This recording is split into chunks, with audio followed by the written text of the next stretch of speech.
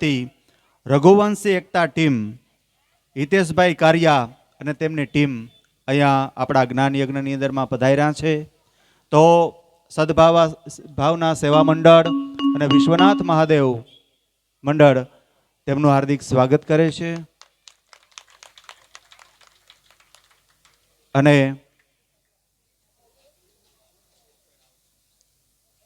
સદભાવના સેવા મંડળના સભ્યો અને સન્માન કરવાનું હોય તો સભ્યો અહીં જ આવી જજો કે જેથી કરી અને તેમનું સ્વાગત અને સન્માન છે તે કરીએ. હિતેશભાઈ કારિયા અને તેમની ટીમ. ખૂબ સરસ વાત કહેવાય. ભાઈ વોલ્યુમ આપજો તો જરાક વ્યવસ્થિત. જોરદાર તાળીઓથી વધાવીએ. વર્ષોથી જે સેવા કરી રહ્યા છે ટિફિન સેવા, એવા હિતેશભાઈને એમની ટીમને આપણે વધાવીએ.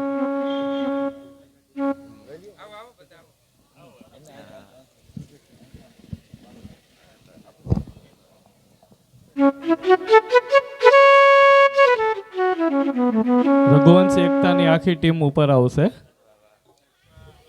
હાર્દિકભાઈ તન્ના,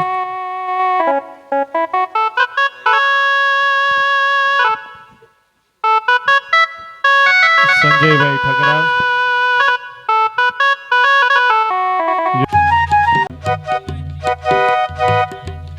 લાખીમાં અને તેમના સાથે સત્સંગ કરતા માતાઓ બહેનો એ પણ પધારો.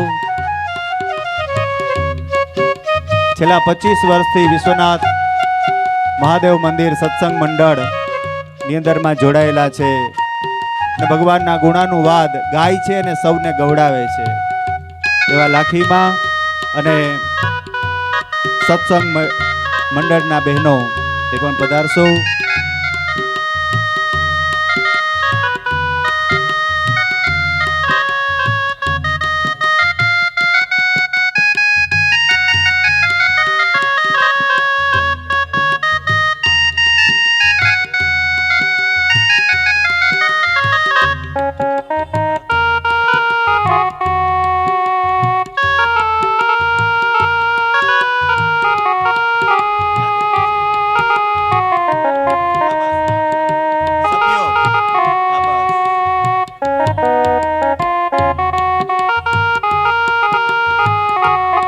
તેમનું સન્માન કરશે.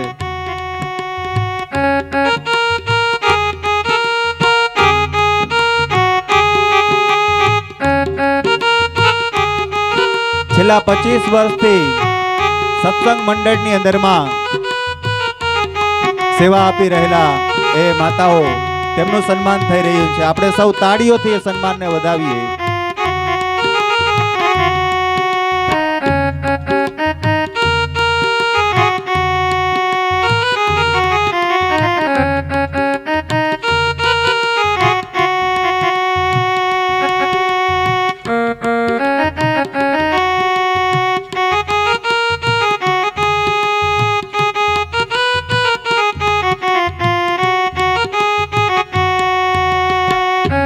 અહીંયા મહાપ્રસાદી આપણે આ જ્ઞાન યજ્ઞ જ્યારે કથા વિરામ પામે, દરેક પધારેલા ભક્તજનો મહાપ્રસાદ એટલે કે ભોજન કરીને જ પછી જશે.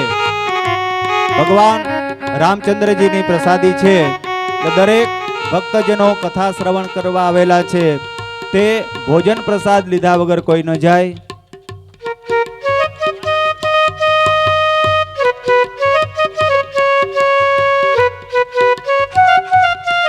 દોરને આગળ ધપાવીએ. બીજું એક કે અહીંયા સદભાવના સેવા મંડળ દ્વારા કહેવામાં આવ્યું કે આમ તો આજે એકાદશી છે એટલે ઘણાને એમ થાય કે ભાઈ આપણે અહીંયા પ્રસાદ લેશું તો અમારી 11 ભાંગી જશે. તો એવું કંઈ નથી. આ ભગવાન રામનો પ્રસાદ છે અને કદાચ 11 રહ્યા હોય તો પણ લેજો, કારણ કે ભગવાન રામની પ્રસાદી છે ને એ પણ ભાગ્યમાં હોય તેમને પ્રાપ્ત થાય. તો એ માટે થઈ અને સૌએ પ્રસાદી લઈને જ જવાનું છે. મહાપ્રસાદી લઈને જ જજો. કથાના દોરને આગળ ધપાવીએ. તો અહીંયા વર્ણન થતું હતું કે મંથરાએ આવી અને કઈ કઈને કહે છે કે તારા જે બે લેણા વરદાન છે તે તું માગી લે. અને એ માગવા માટે થઈ અને કોપ ભુવનની અંદરમાં કઈ કઈ છે એ બિરાજમાન થયા. રાજા સાંજની સભા પૂર્ણ કરી કઈ કઈના મહેલમાં આવે છે, પણ આજે મહેલની અંદરમાં કઈ કઈ દેખાતા નથી. મંથરાને પૂછવામાં આવ્યું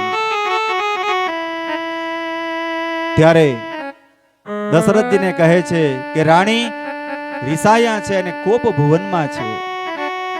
શબ્દોને સાંભળતાની સાથે જ દશરથજીના ચરણ છે ધ્રુજવા લાગ્યા. ધ્રુજતા ચરણે કોપ ભુવન તરફ આગળ ચાલ્યા છે. કઈ કઈની પાસે આવી રાજા જ્યાં સ્પર્શ કરવા જાય ત્યાં કઈ કઈ કહે છે ખબરદાર જો મને સ્પર્શ કર્યો છે તો.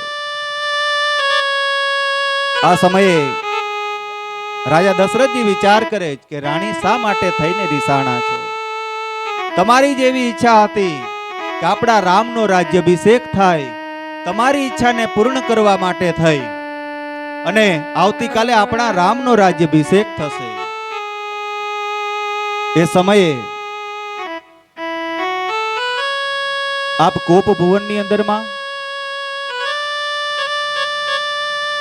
કઈ કઈ કહે છે મહારાજ આજ દી સુધી મેં તમારી પાસે કંઈ માંગ્યું નથી, પણ આજે મારા જે બે લેણા વરદાન છે એ મને આપો. એ સમયે દશરથજી કહે છે અરે બેના ચાર માગી લે,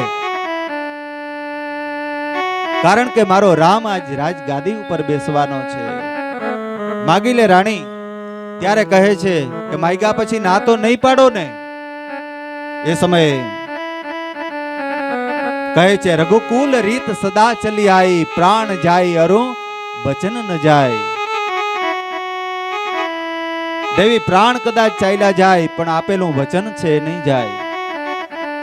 એ સમયે કઈ કઈ માગે છે, કહે છે જો તમારી દેવાની એવી જ ઈચ્છા હોય તો મારા ભરતનો રાજ્યાભિષેક થાય.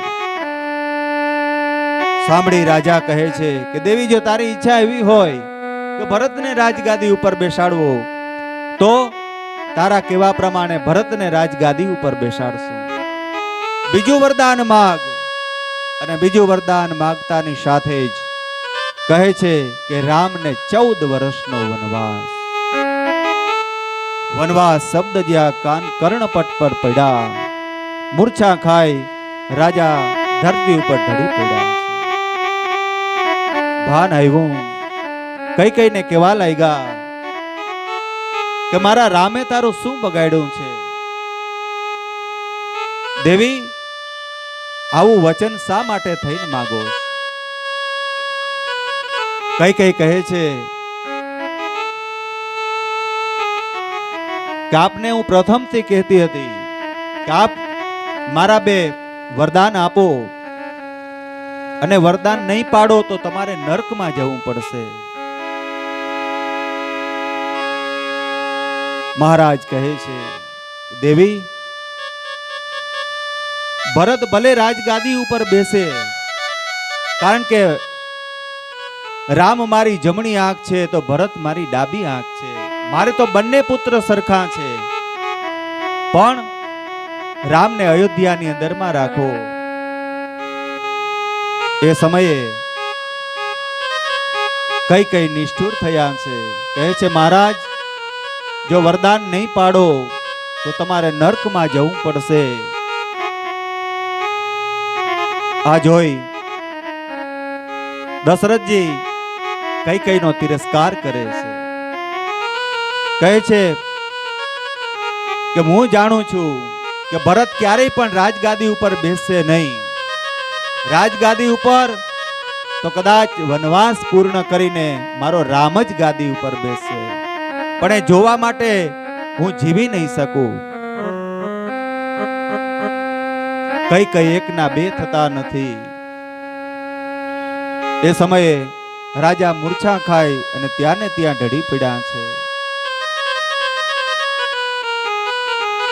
મંત્રી સુમંત આવ્યા, આવીને જુએ છે તો દશરથજીની આ દશા જોઈ કૈકેયીને પૂછે છે કે મહારાજની આવી દશા કેમ થઈ? કહે છે એમની દશાનું કારણ રામ છે. આપ રામને સમાચાર આપો. સુમંતજી રામજીની પાસે આવી અને કહે છે પિતાજી આપને યાદ કરે છે. એ સમયે રામજી ત્યાં પધાર્યા, કૈકેયીના મહેલની અંદરમાં આવીને જુએ છે. દશરથજીની આ દશા જોઈ રામજી વિચાર કરવા લાગ્યા, પિતાજીની આવી દશા કેમ થઈ હશે? એ સમયે કૈકેયીને પૂછે છે, માં, મારા પિતાની આવી દશા કેમ થઈ? કૈકેયી કહે છે કે મારા જે બે લેણા વરદાન છે મેં માંગ્યા અને તારા પિતા છે એ આપી શકતા નથી. એ તારો પ્રેમ છે એ છોડી શકતા નથી. આટલા માટે થઈ આવી એમની દશા થઈ છે. કહે છે ક્યાં વરદાનમાં બોલતો ખરી? તો કે ભરતનો રાજ્યાભિષેક થાય એ પહેલું વરદાન માંગ્યું. સાંભળતાની સાથે રઘુનાથજી હર્ષ પામ્યા કે માં બસ આટલી જ વાત છે. મારી પણ એવી ઈચ્છા હતી કે મારો ભાઈ રાજગાદી ઉપર બેસે, ને ભાઈ જો ભરત રાજગાદી ઉપર બેસતો હોય તો એનાથી આનંદની બીજી શું વાત હોય? અને બીજું વરદાન કહ્યું કે રામ તને 14 વર્ષનો વનવાસ. આ સાંભળી અને રામજી વારંવાર કૈકેયીના ચરણમાં વંદન કરે છે. માં, તે મારા ઉપર કૃપા કરી કે વનની અંદરમાં મને સંતોના દર્શન થશે અને વનની અંદરમાં સંતોની સાથે મને સત્સંગ થશે. મારા ઉપર તો કૃપા કરી. હે જનની, તે મારા ઉપર અતિશય કૃપા કરી છે. રામ છે એ કૈકેયીને જનની કહે છે. આમ તો કૌશલ્યાએ તેમને જન્મ આપ્યો એટલે જનની તો તે થયા, પણ રામ રાજ્યની શરૂઆત અહીંથી થાય છે. જો રામ વનની અંદરમાં ગયા ન હોત તો કહેવાય છે કે રામને જેટલી ઊંચાઈ ઉપર ઓળખી શકીએ છીએ એટલા એ અવતાર દશા છે એ આગળ ચાલી ન શકી હોત. અહીંયા 14 વર્ષના વનવાસની વાત થઈ રહી છે. એ સમયે રઘુનાથજી વનવાસ જવા માટે થઈને તૈયાર થયા છે. હવે આવતીકાલે રામનો રાજ્યાભિષેક થવાનો છે. એ સાંભળતાની સાથે જ કૌશલ્યા સૌ તૈયારી કરવા લાગ્યા છે. કૌશલ્યાજીની પાસે પ્રભુ શ્રી રામ પધાર્યા. એ જોઈ માને આજ હરખ ક્યાંય સમાતો નથી કે મારો રામ આવતીકાલે રાજગાદી ઉપર બેસશે. એમને કેવા વસ્ત્રો પહેરવા, એમને કેવા આભૂષણો પહેરવા, આ બધી માં તૈયારી કરીને રાખીને બેઠા છે. કૌશલ્યા કહે છે બેટા તું આવ્યો, આવતીકાલે તારો રાજ્યાભિષેક થવાનો છે અને તું રાજા બનવાનો છે. તારા માટે આ વસ્ત્રો તૈયાર છે, આ શ્રૃંગાર તૈયાર કર્યા છે. એ સમયે શ્રી રામ માની સામે કંઈ બોલી શકતા નથી. એ શબ્દો કંઈ પણ ઉચ્ચારણ થઈ શકતા નથી. પણ કૌશલ્યાજીને ખ્યાલ નથી કે આવતીકાલે રામનો રાજ્યાભિષેક થવાનો નથી ને વનમાં જવાનું છે. ભારે હૈયે રઘુનાથજી માને કહે છે માં, અવધનું રાજ્ય પિતાજીએ ભાઈ ભરતને આપ્યું છે અને મને વનનું રાજ્ય આપ્યું છે. કૈકેયીએ માંગેલા 2 વરદાનની વાત કરી. એ સમયે કૌશલ્યા ખૂબ દુખી થયા. કહે છે મારો પતિવ્રતા ધર્મ એમ કહે છે કે હું તારા પિતાની સેવા કરું, નહીતર તો હું પણ તારી સાથે વનની અંદરમાં આવું. પણ જો તું વનની અંદરમાં જતો રહીશ તો તારા પિતાનું શું થશે? તારા વિના તારા પિતા જીવી નહીં શકે. એ સમયે સીતાજી ત્યાં આવ્યા, ધરતી પર દ્રષ્ટિ રાખી ઊભા છે. એ સમયે પ્રભુ શ્રી રામ સીતાજીને કહે છે કે મને વનનું રાજ્ય પિતાજી આપ્યું છે, આપ અહીંયા મારા માતા પિતાની સેવા કરજો. આપ જો અહીંયા ઘરની અંદરમાં રહેશો તો મારા પિતાને અને માતાને અવલંબન મળશે. એ સમયે સીતાજી કહે છે પ્રભુ, આપને જો ખાતરી હોય કે મારા પ્રાણ અને શરીર બંને અહીં રહે તો આપ મને અહીં રહેવા દો, નહીતર નાથ કદાચ શરીરથી હું આપની સાથે નહીં આવી શકું, પણ પ્રાણ છે મારા જતા રહેશે.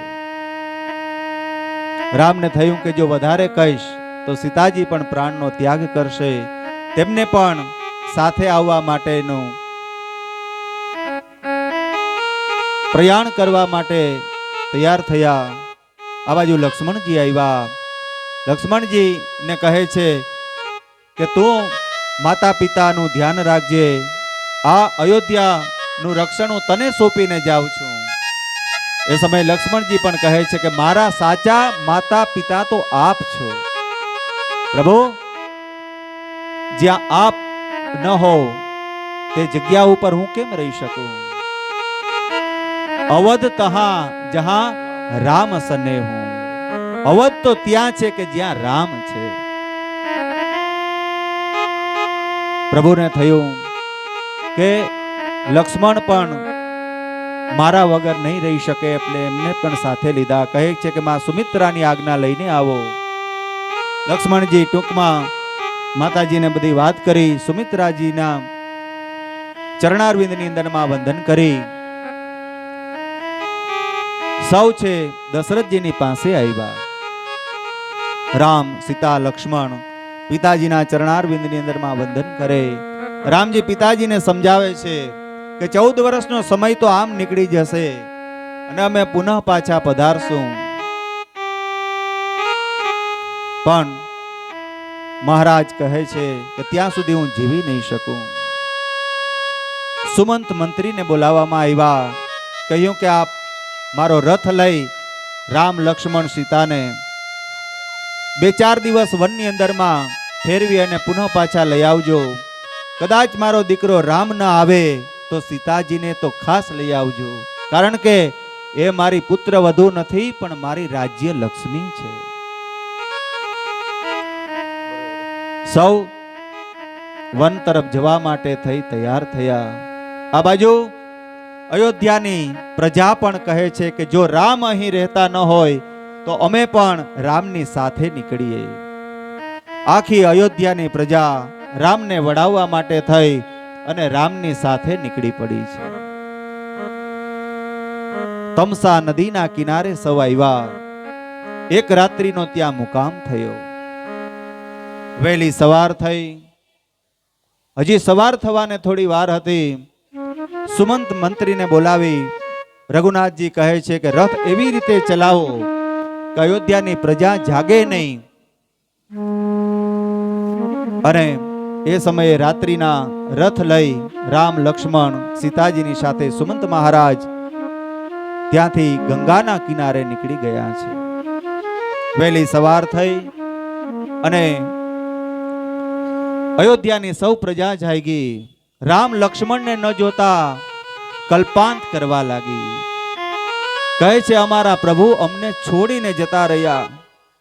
તુલસીદાસજી મહારાજ કહે છે કે એ સમયનું વર્ણન કયા શબ્દોમાં કરી શકાય. કે નાનકડું એવું બાલ મંદિર હોય, 30-40 નાના બાળકો એ બાલ મંદિરની અંદરમાં હોય. શિક્ષકને કંઈ કામ હોય, કદાચ ઉપર દરવાજો બંધ કરી અને બહાર જતા રહે અને બાલ મંદિરને ફરતી આગ લાગે અને નાના બાળકો જેમ રુદન કરતા હોય, આવી સ્થિતિ અવધવાસીઓની હતી. અવધવાસીઓને રામ છોડીને ગયા. વિચાર કરે કે હવે શું કરીએ. અવધ જઈએ કે તમસા નદીની અંદરમાં છે એ પ્રાણનો ત્યાગ કરીએ. વડીલોએ સમજાવ્યા, સૌએ અલુણા વ્રત લીધું છે. ભગવાન રામ જ્યારે અવધ છોડીને ગયા ત્યારથી કોઈએ લૂણ એટલે કે નિમક ખાધું નથી. રામાયણ એમ કહે છે, અલુણા વ્રત લઈ અને સૌ છે નિરાશ થઈ અવધની અંદરમાં આવ્યા. અહીંયા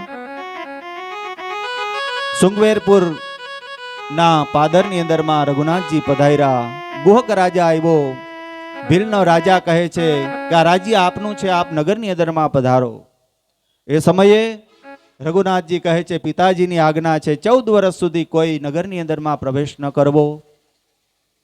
એક રાત્રિ ત્યાં મુકામ કર્યો. વહેલી સવાર થઈ રઘુનાથજીએ વડનું દૂધ મંગાવ્યું અને જટા બાંધી તપસ્વી થયા. ગંગાને સામે કિનારે જવું છે. લક્ષ્મણજી કેવટને બોલાવે છે. ત્યારે કેવટ કહે છે કે હું આપનો મર્મ જાણું છું.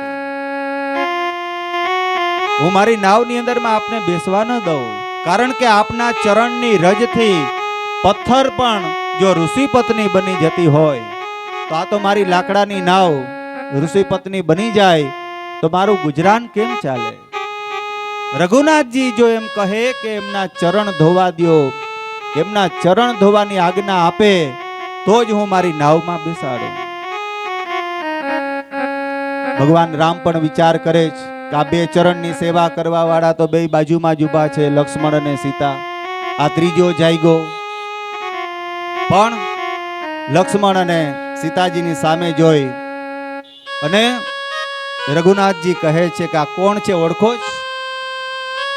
આ પૂર્વ જન્મની અંદરમાં ક્ષીર સાગરનો કાચબો હતો. ભગવાન નારાયણની એમને સેવા કરવી હતી, પણ લક્ષ્મીજી અને શેષ નારાયણ તેમની સેવા કરવા દેતા નહોતા. આજે શેષના સ્વરૂપમાં લક્ષ્મણજી ઊભા છે અને લક્ષ્મીજીના સ્વરૂપમાં સીતાજી ઊભા છે. આજ બંને ઊભા છે ને આ કાચબો સ્વરૂપે આ કેવટ આવ્યો છે. બીજા જન્મની અંદરમાં કેવટ બનીને આવ્યો છે. કહેવાય છે આપના ચરણ પ્રક્ષાલન કરવા દો. લાકડાની કથરોટ મંગાવવામાં આવી, તેમની અંદરમાં ગંગાજલ ભરી અને રઘુનાથજીના બંને ચરણની સેવા છે તે કરી રહ્યો છે. કહેવાય છે કે એ સમયે કથરોટ બહુ નાની હતી. રામાયણ એમ કહે છે કે ભગવાન શ્રી રામ ઊભી નહોતા શકતા. કહ્યું કે ભાઈ જલ્દી હવે ચરણ ધો. ત્યારે કહે છે, પ્રભુ જો આપ ઊભી ન શકતા હો તો આપ ના બંને હાથથી મારું માથું પકડી રાખો. વિચાર કરો, એ શૃંગવેરપુરના પાદરની અંદરમાં ગંગાના કિનારે કેવટ છે ચરણ ધોઈ રહ્યો છે અને પ્રભુએ કેવટના મસ્તક ઉપર બંને હાથ રાખ્યા છે.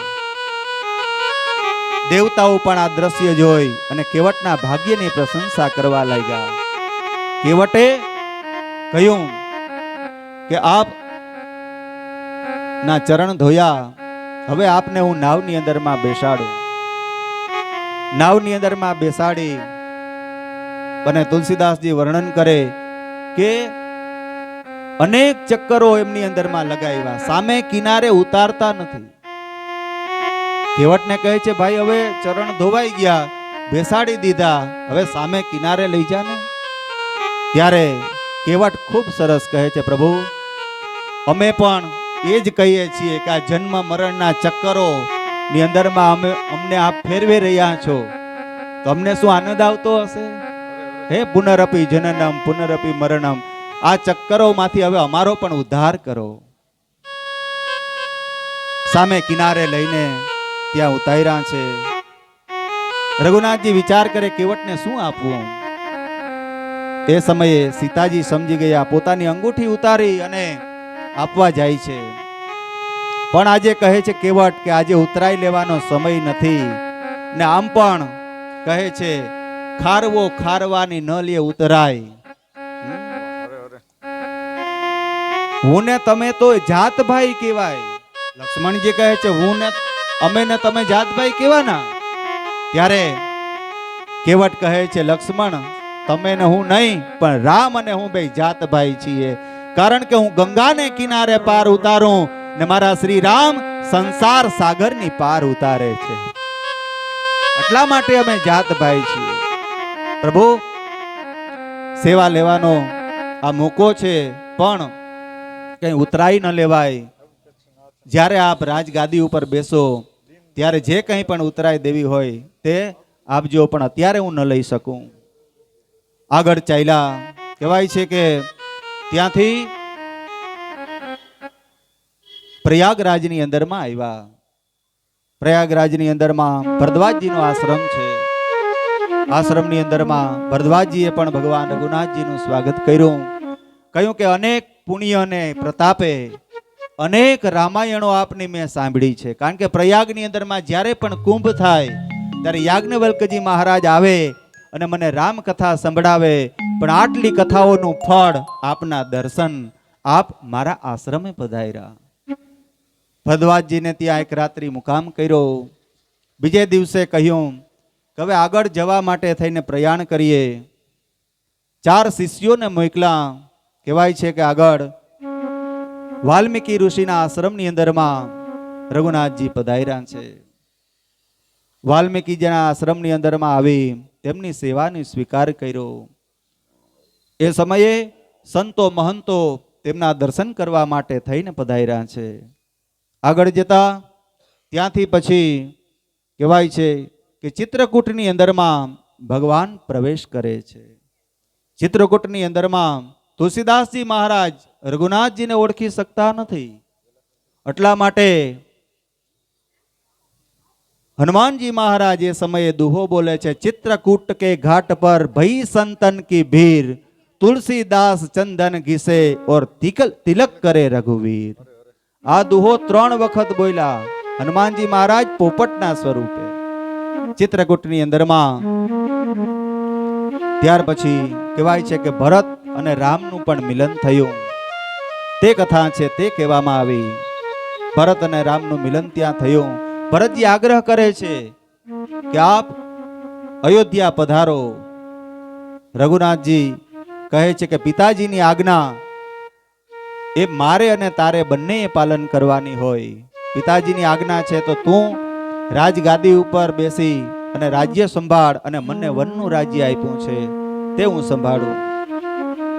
કહે છે કંઈ આધાર મને આપો.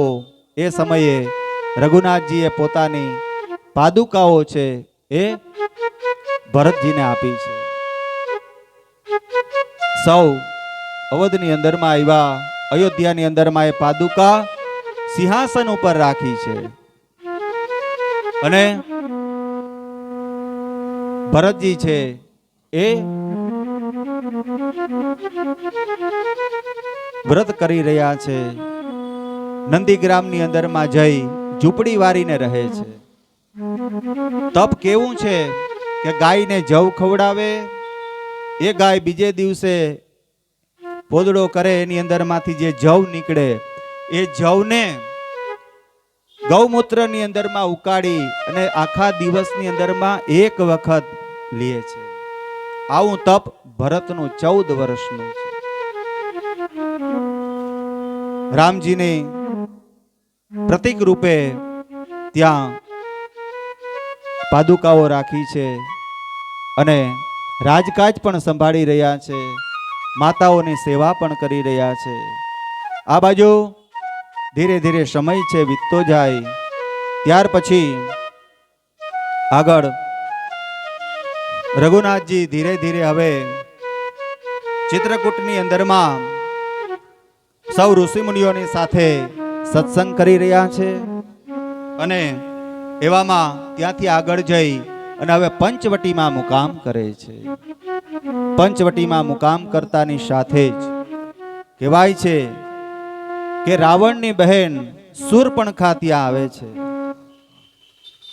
અને શૂર્પણખા એ રામને કહે છે કે તારા જેવો કોઈ પુરુષ નથી અને મારા જેવી કોઈ નારી નથી, તું મારી સાથે વિવાહ કર. રામજી કહે છે કે હું તો એક પત્ની વ્રત ધારણ કરીને બેઠો છું. મારો ભાઈ લક્ષ્મણ છે એમની પાસે જા. લક્ષ્મણની પાસે શૂર્પણખા છે તે જાય છે અને લક્ષ્મણ એમના નાક અને કાન કાપી લે છે. આ બાજુ શૂર્પણખા લંકાની અંદરમાં આવી રાવણને કહે છે કે કોઈ બે તપસ્વીઓ પંચવટીની અંદરમાં આવ્યા છે અને તેમની સાથે એક સુંદર સ્ત્રી છે.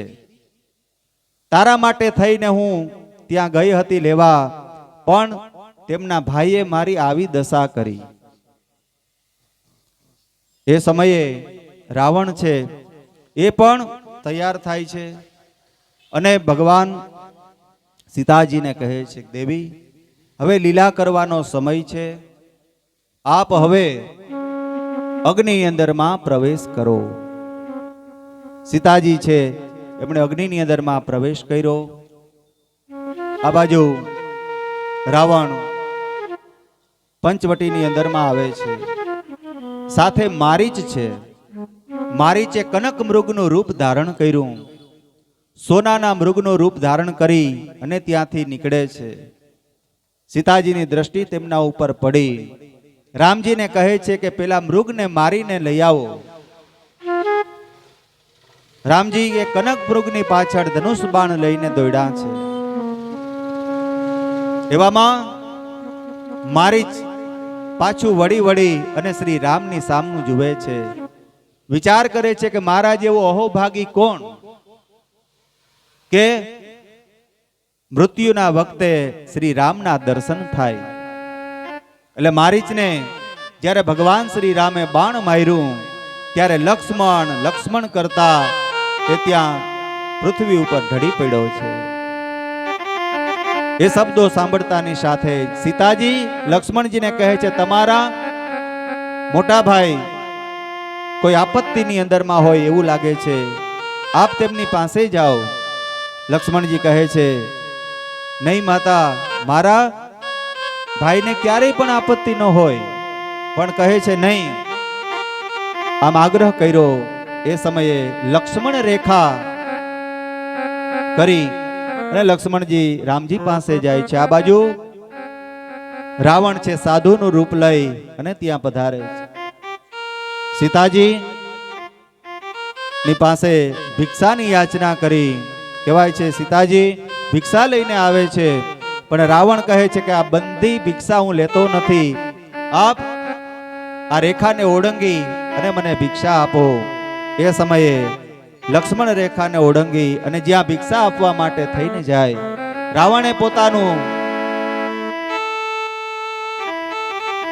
રૂપ છે બદલું અને સીતાજીનું હરણ કરી અને વિમાન માર્ગે દક્ષિણ દિશા તરફ જાય છે.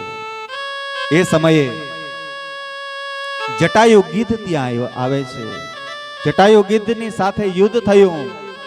જટાયુ કહે છે, તારું મૃત્યુ ક્યાં છે? રાવણ કહે છે, મારા અંગૂઠાની અંદરમાં, એ ચરણના અંગૂઠાની અંદરમાં જ્યાં ચાંચ મારવા જાય ત્યાં રાવણે જટાયુની બંને પાંખો છે એ કાપી નાખી. એ સમયે લક્ષ્મણ છે રઘુનાથજીની પાસે આવ્યા. એ સમયે ભગવાન શ્રી રામ કહે છે, મેં તો તને સીતાની રક્ષા કરવા માટે થઈને રાખ્યો હતો. કહે છે, પણ મારા ભાભીની આજ્ઞાથી જ હું આવ્યો છું. કહે છે તે યોગ્ય નથી કર્યું. બંને પુનઃ પાછા જ્યાં પર્ણકુટીરમાં આવ્યા, સીતાજીને જોતા નથી. રામજી વિલાપ કરવા લાગ્યા, હે સીતે, હે સીતે કરતા કરતા સીતાની શોધમાં આગળ ચાલે છે. આગળ જટાયુ છે એ પડ્યો છે. ભગવાન શ્રી રામે તેમને ઉઠાવ્યો. જટાયુએ કહ્યું કે સીતાજીનું હરણ કરી અને રાવણ દક્ષિણ દિશા તરફ ગયો છે. હું તેમની રક્ષા કરવા માટે થઈ અને ગયો, પણ મારી બંને પાંખો કાપી નાખી. ભગવાન શ્રી રામ કહે છે કે તું કહે તો તારા દેહને પુનઃ પાછો જેવો હતો તેવો કરી દઉં.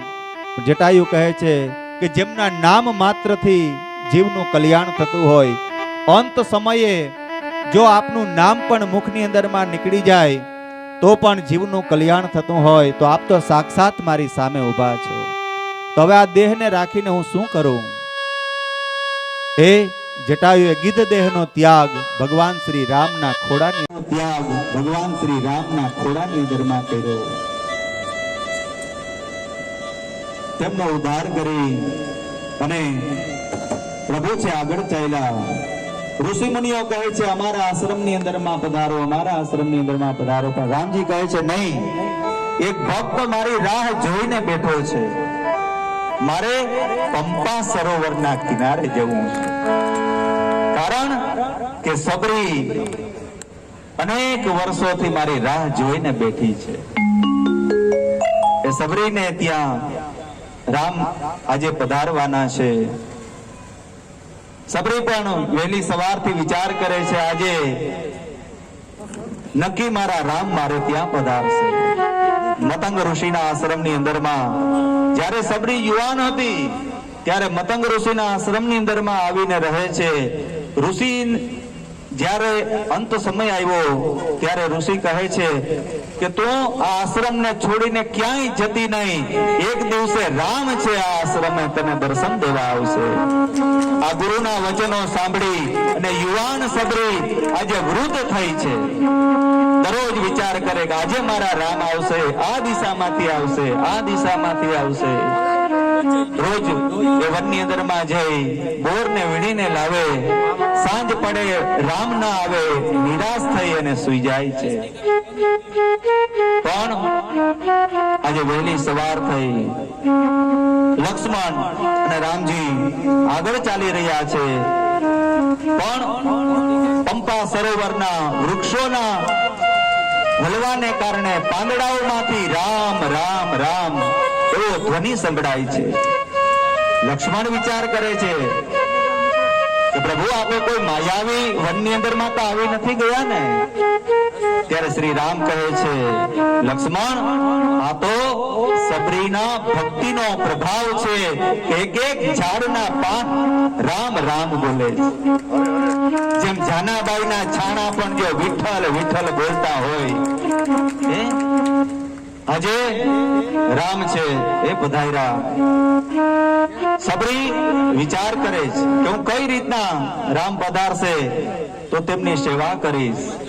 નાનકડી એવી ઝૂંપડી છે, સામેથી દેખાય છે. થયું કે આ જ રામ હોવા જોઈએ. સબરી દોડીને ત્યાં સામે જઈ અને શ્રી રામ અને લક્ષ્મણના ચરણની અંદરમાં પડી ગઈ. હે પ્રભુ, આપે કૃપા કરી મારા ગુરુદેવે મને વચન આપેલું આજે પૂર્ણ થાય છે. આજ મારા આંગણે આપ પધાર્યા. झोपड़ी के बाद आज फूल जाएंगे, राम आएंगे.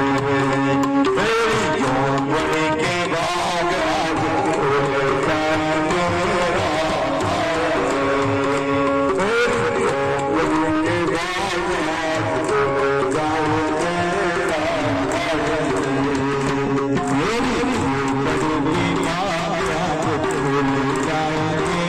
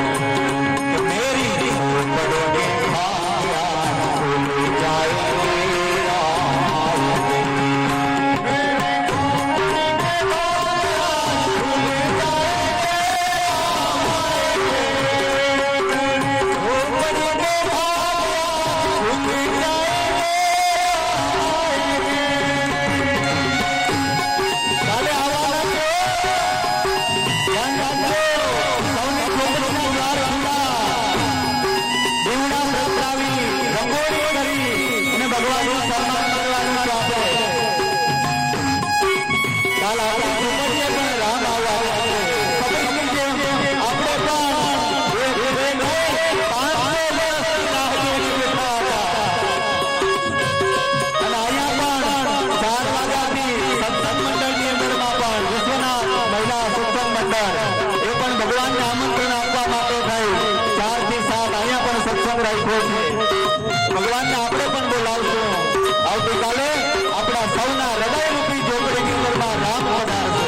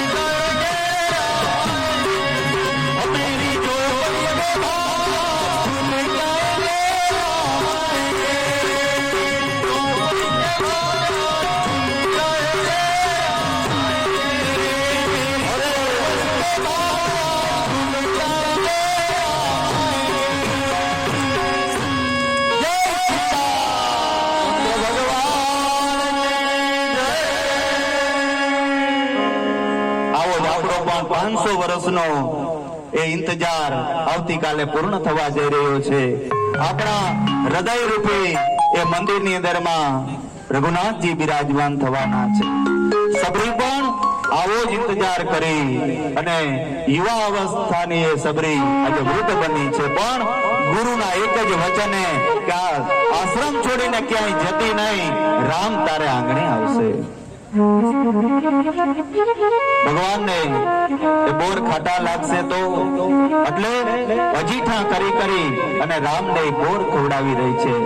પ્રેમની અંદરમાં, ભાવની અંદરમાં સબરીને એ પણ ખ્યાલ નથી કે હું પ્રભુ શ્રી રામને અજીઠા બોર ખવડાવી રહી છું. પણ કહેવાય છે એ સમયે સબરીને પ્રભુ શ્રી રામે નવદા ભક્તિનો ઉપદેશ કર્યો. શ્રવણમ કીર્તનમ વિષ્ણુ સ્મરણમ પાદ સેવનમ અર્ચનમ વંદનમ દાસ્યમ સખ્ય આત્મનિવેદનમ. નવદા ભક્તિ એ સબરીને આપી. કહ્યું કે હવે તારી કોઈ ઈચ્છા હોય તો કહે છે મહારાજ, આ પંપા સરોવરનું જળ છે બગડી ગયું છે, એમાં કઈ સુધારો થાય એવું કઈ કરો. કહેવાય છે કે કોઈ ઋષિએ સબરીને લાત મારી હતી અને ત્યારથી પંપા સરોવરનું જળ છે દૂષિત થયું હતું. પ્રભુ શ્રી રામ કહે છે એ જળને શુદ્ધ કરવાની મારી શક્તિ નથી. હા, કોઈ આ સબરીના ચરણ ને ધોઈ અને ચરણ જળ છે એમાં પધરાવે તો એ શીતળ થશે. કે સબરીના ચરણ ને ધોવામાં આવ્યા, એ ચરણ જલ છે પધરાવવામાં આવ્યું. સબરીએ તેમાં સ્નાન કર્યું અને જલ શીતલ થયું છે. પ્રભુ શ્રી રામનું સ્મરણ કરતા કરતા સબરી યોગાગ્નિની અંદરમાં બળી ગયા છે. આગળની કથા કહેતા કહે છે એ સમયે પ્રવર્ષણગીરીની અંદરમાં ભગવાન છે ઋષ્યમુખ પર્વત પાસે આવ્યા. સુગ્રીવ એ સમયે વાલીથી ડરી અને ઋષ્યમુખ પર્વત ઉપર બેઠો છે. એ સમયે બંનેને આવતા જોઈ હનુમાનજી મહારાજને કહે છે કે જઈને આપ તેમની પરીક્ષા કરો કે કોણ છે. વાલીએ મોકલાવેલા મારા શત્રુ તો નથી ને? હનુમાનજી મહારાજ બ્રાહ્મણનું રૂપ લઈ અને ત્યાં પધાર્યા. આવી અને રઘુનાથજીને પૂછે છે કે આપ બંને કોણ છો? એ સમયે રઘુનાથજી પોતાની ઓળખાણ આપે છે કે પિતાના વચનને કારણે 14 વર્ષનો વનવાસ માટે થઈ હું અવધપતિ રઘુનાથ શ્રી રામ અમારા ભાઈ લક્ષ્મણ છે. મારી પત્નીનું કોઈ રાક્ષસ હરણ કરીને જતો રહ્યો છે. અમે તેમને શોધવા માટે થઈને નીકળ્યા છે. હનુમાનજી મહારાજે પ્રભુ શ્રી રામને ઓળખી લીધા. પ્રભુના ચરણારવિંદની અંદરમાં વંદન કરી અને અહીંયા રામ અને હનુમાનજીનું મિલન થયું છે. કહે છે આપ સુગ્રીવની સાથે મિત્રાચારી કરો, કારણ કે એ વાનરોનો રાજા છે, એ આપને કઈ મદદ કરશે. સુગ્રીવની પાસે ગયા, સુગ્રીવની સાથે મિત્રાચારી કરાવી. કહેવાય છે કે એ સમયે વાલીની સાથે સુગ્રીવનું યુદ્ધ થયું. ભગવાને વાલીને ઝાડની પાછળ રહી અને બાણ માર્યું, છેતરીને માર્યો છે. એ સમયે વાલીને વરદાન પણ આપ્યું કે મેં તને બાણ માર્યું, પણ એ કર્મનું બંધન મારા માટે પણ રહેશે, કારણ કે હું પણ માનવ રૂપ ધારણ કરીને આવ્યો. આવતા દ્વાપરની અંદરમાં હું કૃષ્ણ અવતાર ધારણ કરીને આવીશ. ત્યારે પ્રભાસ ક્ષેત્રની અંદરમાં પીપળાની નીચે ચરણ ઉપર ચરણ રાખી અને બેઠો હોઈશ, ત્યારે તું બાણ મારજે અને હું સ્વધામ જઈશ. એ જ વાલી બીજા જન્મે જરા નામનો પારધી થયો. ભગવાન શ્રી કૃષ્ણ તેમના હાથે બાણ ખાઈ અને સ્વધામ ગયા. એ કથા કહેવામાં આવી. આ બાજુ વાલીનો ઉદ્ધાર કર્યો. ત્યાર પછી હનુમાનજી મહારાજને કહે છે કે આપ સીતાજીની શોધ માટે થઈને જાઓ. પ્રભુએ રામ વિરહની કથા છે હનુમાનજી મહારાજને સંભળાવી પોતાની મુદ્રિકા આપી છે. મુદ્રિકા લઈ દક્ષિણ દિશા તરફ સમુદ્રના કિનારે આવ્યા છે. ત્યાં સંપાતિ નામનો ગીધ છે, તેમને જોયો. સંપાતિ ગીધને જોતાની સાથે જ કહે છે કે મેં રાવણને જોયો છે, એ દક્ષિણ દિશા તરફ લંકાની અંદરમાં ગયો છે અને અશોક વાટિકાની અંદરમાં સીતાજી છે. સંપાતિએ એ સમાચાર આપ્યા. હવે 7 યોજન એટલે કે 400 ગાઉનો એ દરિયો ઓળંગીને કોણ જાય એ ચર્ચા ચાલી રહી છે. એવામાં હનુમાનજી મહારાજને જાંબુવંતજી કહે છે કે આપ તો બાળપણથી જ અતિ પરાક્રમી છો, આપનામાં તો ઘણું બધું બળ છે. આ બળનું જ્યાં જ્ઞાન થતાની સાથે જ હનુમાનજી મહારાજ એક પર્વત ઉપર ચડી ગયા અને મહાકાય રૂપ ધારણ કર્યું અને હનુમાનજી છલાંગ મારી અને લંકા તરફ પ્રયાણ કરે છે. કહેવાય છે રસ્તાની અંદરમાં સિંહિકા આવી, તેમનો ઉદ્ધાર કર્યો. મેનાક પર્વતનો ઉદ્ધાર કર્યો અને લંકાની અંદરમાં પ્રવેશ કરે છે. પ્રવેશ કરતાની સાથે જ લંકીની હનુમાનજીને ખાવા માટે થઈને દોડી છે. એ સમયે હનુમાનજીએ લંકીનો ઉદ્ધાર કર્યો. લંકાની અંદરમાં આવે છે. આવી અને બધા મહેલોની અંદરમાં જુએ છે કે માં ક્યાં છે. સીતાજી મળતા નથી ક્યાંય. કહેવાય છે કે એ સમયે વિભીષણના મહેલની અંદરમાં રામ નામ કાન ઉપર પડ્યું છે. થયું કે અહીંયા કોઈ વૈષ્ણવ રહેતું હોય એવું લાગે છે. જોયું તો દરવાજા ઉપર ધનુષ બાણના નિશાનો જોવામાં આવ્યા. એક બ્રાહ્મણનું રૂપ લઈ હનુમાનજી મહારાજ વિભીષણ પાસે આવ્યા. વિભીષણ કહે છે કે સીતાજી અશોક વાટિકાની અંદરમાં છે. એ બધા સમાચાર આપ્યા. પ્રભુ શ્રી રામના ચરણારવિંદની અંદરમાં મારા વંદન કહેજો. હનુમાનજી મહારાજ અશોક વાટિકાની અંદરમાં આવ્યા. કહેવાય છે કે ઝાડની ઉપર એ બેઠા છે. એ સમયે સીતાજી ની આ દશા હનુમાનજી થી જોવાતી. કહેવાય છે રામ કથા એ સમયે તે વૃક્ષ ઉપર બેસી અને હનુમાનજીએ સીતાજીને સંભળાવી છે. ત્યારથી આ પ્રથા ચાલુ થઈ. હનુમાનજી મહારાજ ઝાડ ઉપર બેસી, લાકડા ઉપર બેસી અને કથા સંભળાવી. ત્યારથી આ પ્રથા વ્યાસપીઠની શરૂઆત થઈ કે એક ગાદી આવી રીતના ઊંચી હોય ને એના ઉપર કથા જે વાંચનાર હોય એ બેસે અને કથા સંભળાવે. આમ નહીતર તો બધા આપણે એક જ સરખા છીએ, પણ આ તો અહીંથી વ્યવસ્થાના રૂપે બધા મને દેખાય અને હું બધાને સંભળાવી શકું એ માટે આ એક વ્યવસ્થાના ભાગ રૂપે આ એક વ્યાસપીઠનું મંચ તૈયાર કરવામાં આવ્યું છે. બાકી તો સૌ આપણે સરખા જ છીએ. તો આમ હનુમાનજી મહારાજ પણ ઝાડ ઉપર બેસી કથા સંભળાવી અને દુઃખને દૂર કર્યું. સીતાજી વિચાર કરે છે કે કોણ છે અહીં, કહેવાય છે મુદ્રિકા ત્યાં હનુમાનજીએ પધરાવી. સીતાજીએ જોયું આ તો મારા શ્રી રામની મુદ્રિકા. નીચે આવીને કહે છે, માં આપ જરા પણ ચિંતા ન કરો, શ્રી રામ છે થોડા સમયની અંદરમાં અહીં પધારશે અને આપને લેવા માટે થઈને આવવાના છે. એ સમયે હનુમાનજીની સામે જોઈ અને માં સીતાજી કહે છે કે આટલા દૂર તું આવ્યો કઈ રીતના? હનુમાનજીનું નાનકડું એવું સ્વરૂપ જોઈ અને વિચાર કરે છે કે સેના તૈયાર કરી તો આ તારા જવડા જ બધા છે, કોઈ મોટું છે? હનુમાનજી કહે છે સૌથી મોટો હું છું માં.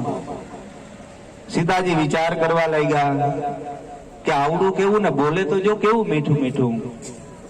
ત્યારે કહે છે માં ચિંતા ના કરો, જરાક આંખ બંધ કરો. જે આંખ બંધ કરી ત્યાં તો જય શ્રી રામ કરી અને હનુમાનજીએ પોતાના રૂપને વધાર્યું. કહેવાય છે સ્વરૂપને જોતાની સાથે જ માતાજી કે બસ શાંત થાવ, શાંત થા, જેવડો હતો એવડો રે. કહે છે માં મને ભૂખ લાગી. કે રસ્તાની અંદર માં કઈ ન મળ્યું? તો કે જે મળ્યા એ ખાવા વાળા જ મળ્યા. સિંહકા મળી કે હું તને ખાઈ જાઉં. મેના પર્વત કહે હું તને ખાઈ જાઉં. અરે અહીં લંકી ની મળી તો કે હું તને ખાઈ જાઉં. માં બધા ભૂખા જ મળ્યા. ત્યારે કહે છે બેટા વનની અંદર માં વૃક્ષો છે, જો નીચે જે ફળ પડ્યા હોય એ તું લઈને ખાજે. હનુમાનજી કહે છે માં તું જે કહે તે. હનુમાનજી વિચાર કરે છે કે નીચે પડેલા હોય કે હલાવીને પાડીએ એમાં શું ફેર? કયું પૂંછ ને એમની કે જાઓ કામે લાગી જાઓ. પૂંછ ને બધા વૃક્ષોને ધરાશય કર્યા. રાક્ષસીઓ આવી, એમનો પણ નાશ થયો. કહેવાય છે અક્ષય કુમાર આવ્યો, રાવણનો પુત્ર, તેમનો નાશ છે તે થયો. આ સાંભળતાની સાથે જ કહેવાય છે ઇન્દ્રજીત ત્યાં આવે છે. ઇન્દ્રજીતે બ્રહ્માસ્ત્ર છોડ્યું. બ્રહ્માસ્ત્રને માન આપવા માટે થઈ હનુમાનજી બંધાયા છે અને સભાની અંદરમાં લઈને આવ્યા.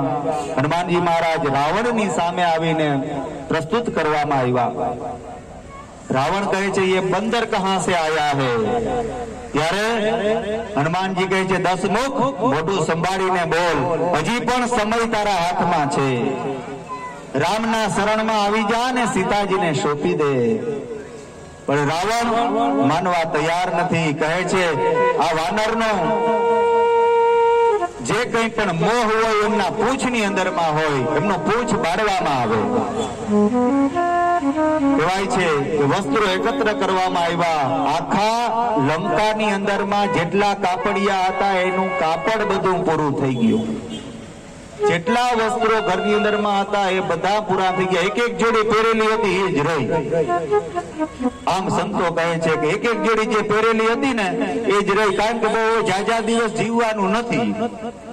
એટલે રાક્ષસો પણ ઘી ને તેલ ને બધું લગાડી હનુમાનજીની પૂંછને આગ લગાડવામાં આવી. એ અગ્નિની સાથે જ હનુમાનજી ઉડ્યા. આ તો પૂંછ યજ્ઞ થઈ રહ્યો છે. તો હવે યજમાનનું પણ કલ્યાણ થવું જોઈએ. એક એક અટારીઓ પર જઈ અને પધરાવણી કરે અને પૂંછ અડાડે. એક એક અટારી સળગવા લાગી. કહેવાય છે થોડી વારની અંદરમાં તો આખી લંકા છે એ બળવા લાગી છે. પણ થોડી વાર પછી વિચાર આવ્યો કે અશોક વાટિકા તો બળ્યું નહીં હોય ને, એટલે પૂંછને સમુદ્રનું સ્નાન કરાવી અને હનુમાનજી મહારાજ જે અશોક વાટિકાની અંદરમાં આવ્યા. જુએ છે તો એક ઝાડ પણ અશોક વાટિકાનું બળેલું નથી. સીતાજીને કહે છે માં તમારે કઈ સંદેશો આપવો હોય તો કહો. એ સમયે સીતાજીએ પોતાની ચુડામણી છે એ હનુમાનજીને આપીને કહ્યું કે શ્રી રામને અમારો સંદેશો કહેજો. પુનઃ પાછા સમુદ્રના કિનારે આવ્યા અને શ્રી રામજીને સમાચાર આપ્યા. પ્રભુ શ્રી રામે ચુડામણીને ગ્રહણ કરી. એ સમયે કહેવાય છે કે હવે સૌ છે લંકા તરફ જવાનું પ્રયાણ કર્યું. સમુદ્રના કિનારે વહેલી સવાર થઈ. રઘુનાથજીને એવો કોઈ એક નિયમ હતો કે દરરોજ શિવજીની પૂજા કરે. શિવલિંગની પૂજા કર્યા વગર જલપાન પણ ન કરતા. કહે છે કે શિવલિંગ ત્યાં જોવામાં ન આવ્યું. હનુમાનજીને કહ્યું કે આપ કાશીની અંદરમાં જાઓ અને ત્યાંથી શિવલિંગ લઈ આવો. હનુમાનજીને આવતા વાર લાગી. કહેવાય છે એ સમયે એક રેતીનો શિવલિંગ બનાવી અને શ્રી રામજીએ ત્યાં પૂજા કરી.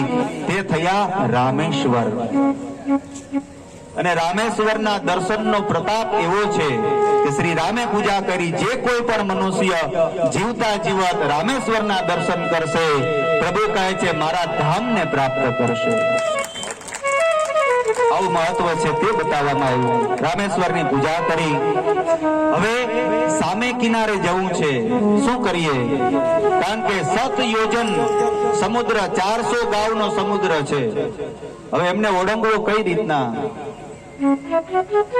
કહે છે નલ અને નીલ પાસે એવા વરદાન છે. વાનરોની અંદરમાં નલ અને નીલ પાસે એવા વરદાન છે કે કોઈ પણ પથ્થર ઉપર રામ લખી અને જલમાં પધરાવે તો એ પથ્થર છે એ તરે છે.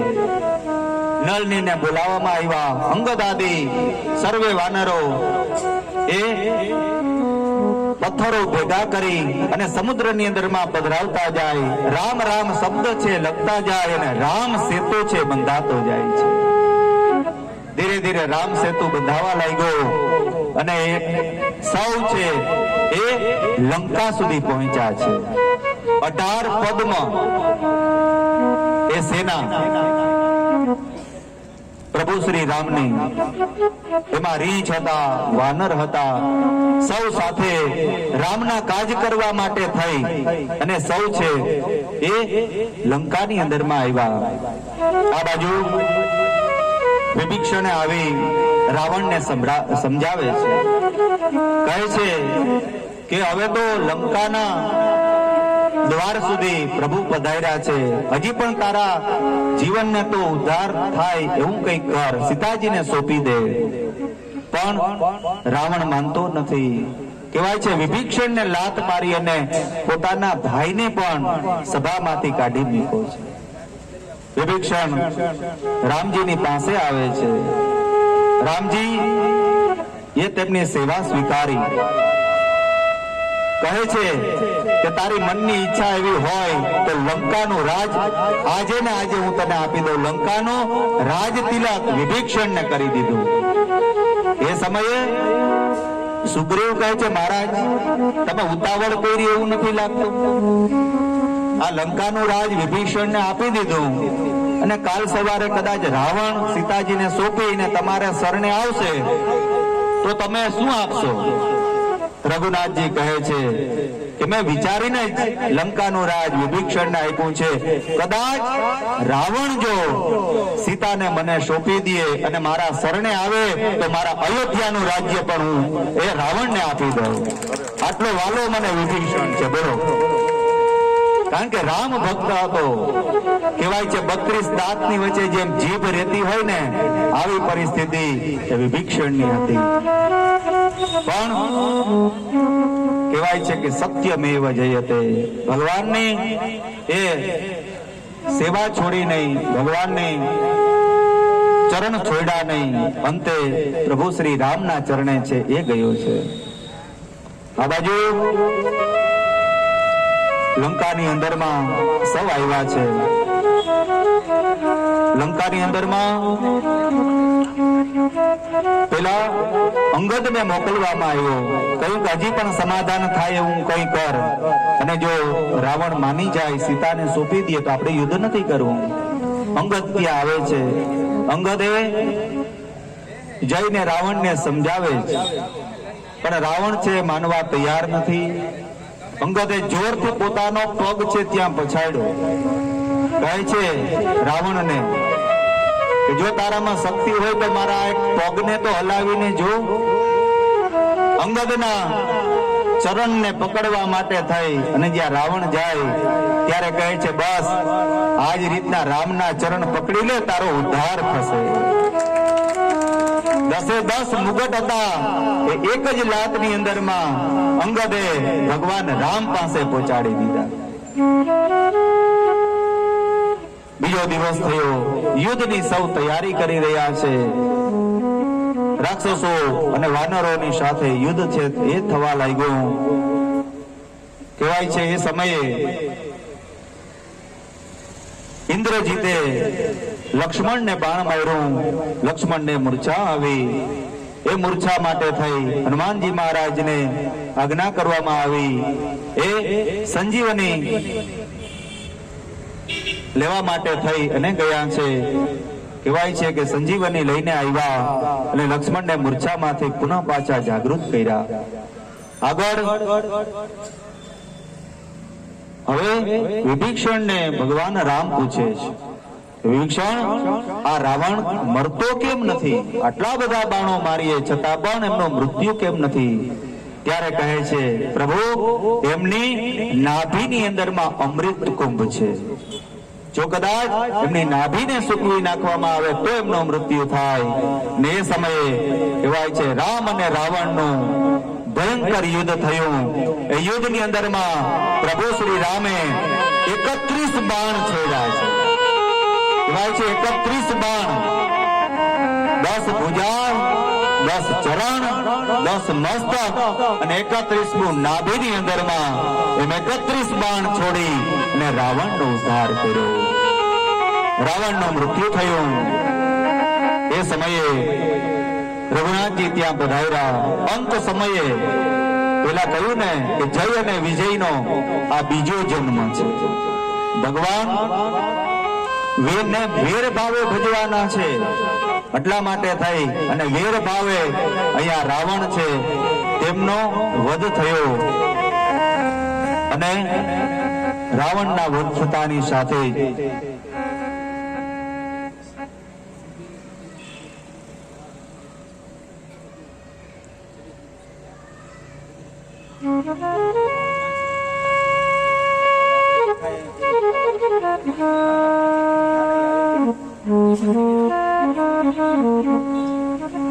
તો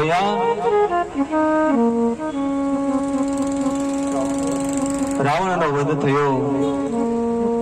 ત્યાર પછી સીતાજીને અશોક વાટિકાની અંદરમાંથી પ્રભુ શ્રી રામ પાસે લઈ આવવામાં આવ્યા. પુષ્પક વિમાન છે તૈયાર થયું. વિમાનની અંદરમાં શ્રી રામ, સીતાજી અને લક્ષ્મણ, હનુમાનજી મહારાજ સૌ બિરાજમાન થયા. વિમાન ઉડ્યું. કહેવાય છે કે ત્યાર પછી તે પ્રયાગરાજની અંદરમાં આવ્યું. ઋષિમુનિઓ કહે છે કે પ્રભુ, આપે કહ્યું હતું કે પુનઃ પાછું હું નીકળીશ ત્યારે આપની સાથે સત્સંગ કરીશ. હજી એ સત્સંગની અમારી અપેક્ષા અધૂરી રહી ગઈ છે. વાનરો કહે છે કે પ્રભુ શ્રી રામ, આપની સેવા કરવા નો અમને અહોભાગ્ય મળ્યું. આ જીવન મારું ધન્ય થઈ ગયું. ભગવાન કહે છે કે હવે મારો ભરત મારી રાહ જોઈને બેઠો છે. કારણ કે 14 વર્ષ પૂર્ણ થવાને બસ એક જ દિવસ બાકી છે. જો હું હવે અવધ નહીં પહોંચું તો મને એમ લાગે છે કે મારો ભારત પ્રાણનો ત્યાગ કરી દેશે.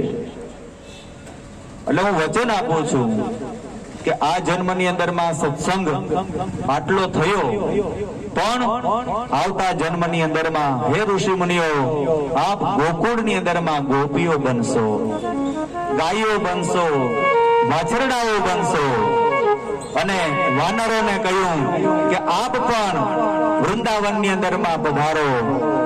દ્વાપરની અંદરમાં હું પણ કૃષ્ણ અવતાર ધારણ કરી અને આપની સાથે 11 વર્ષ અને 52 દિવસ લીલા કરીશ.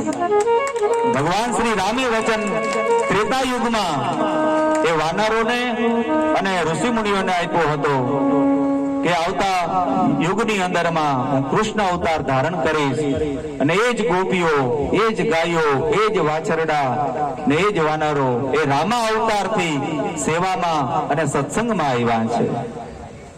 તો આ રીતના હનુમાનજી મહારાજ ને આજ્ઞા કરવામાં આવી, કહ્યું કે આપ જઈને અવધમાં સમાચાર આપો કે રામ પધારે છે. હનુમાનજી મહારાજ સરયુના કિનારે આવ્યા, સૌ છે સ્વાગત કરવા માટે થઈને તૈયાર થયા. ભરતજીને નંદીગ્રામની અંદરમાં જઈને કહે છે કે પ્રભુ શ્રી રામ પધારી રહ્યા છે, આપ તેમને દર્શન કરવા માટે થઈને પધારો. રઘુનાથજીએ ત્યાંથી વિમાન ગંગાના કિનારે લીધું છે અને પેલા કેવટને કહે છે કે તારી કઈ ઈચ્છા હોય તો હવે તો હું પુનઃ પાછો અયોધ્યા જઈ રહ્યો છું. કેવટે કહ્યું, મહારાજ અમે તો ગરીબ માણસ, અમે આવા વિમાનમાં તો કોઈ દી બેસી ન શકીએ, તો તમારી સાથે અમને અયોધ્યા લઈ જાવ ને. કહેવાય છે કેવટ અને કેવટની પત્નીને એ પુષ્પક વિમાનની અંદરમાં ભગવાને સાથે લીધા છે. હરિની કૃપા હોય તો શું ન થાય, અને સામાન્ય સાયકલ ન હોય ને એ પણ ભગવાનની કૃપા થાય ને તો પ્લેન ની અંદરમાં ફરે છે.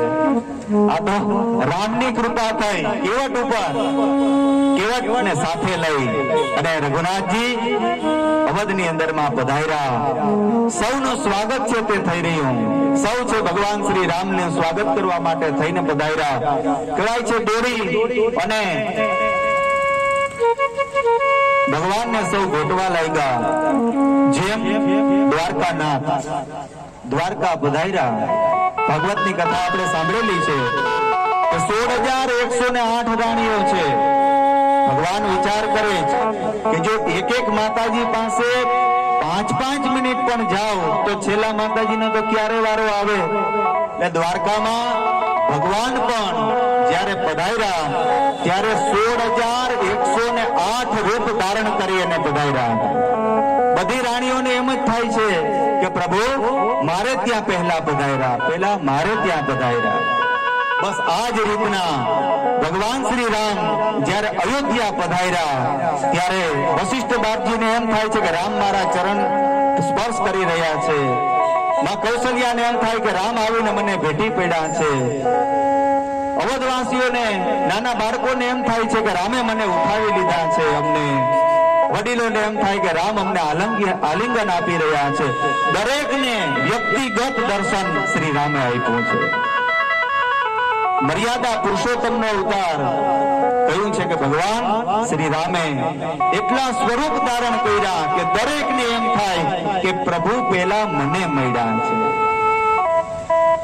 એ સમયે ખૂબ ખૂબ સ્વાગત કરવામાં આવ્યું. વલકલ વસ્ત્ર ધારણ કરેલા છે. અહીંયા ભરતજીએ પણ વલકલ વસ્ત્ર ધારણ કરેલા છે. રામ અને ભરતનું ત્યાં સરયુ નદીના કિનારે મિલન થયું. કોઈ ઓળખાતા નથી કે આમાં કોણ રામ છે અને કોણ ભરત છે. બંનેના શરીર છે શુષ્ક થઈ ગયા છે. એ સમયે રઘુનાથજી સૌને સાથે લઈ અને અવધની અંદરમાં પધાર્યા છે. આપણા આ જ્ઞાન યજ્ઞની અંદરમાં પણ જુબેલી બોખીરામાં આવેલા તિરુપતિ બાલાજી મંદિરના સ્વામી શ્રી જગતગુરુ બદ્રીનાથજી વનમાળી પધારી રહ્યા છે. આપણે તેમનો તાળીઓથી સ્વાગત કરીએ. શ્રી રામ નામથી તેમનું સ્વાગત કરીએ. કે રાજા રામ રામ રામ શ્રી રામ રામ રામ રાજા રામ રામ રામ સીતા રામ રામ રાજા રામ રામ સીતા રામ રામ રામ રાજા રામ રામ રામ સીતા રામ રામ રાજા રામ રામ સીતા રામ રામ સીતા રામ રામ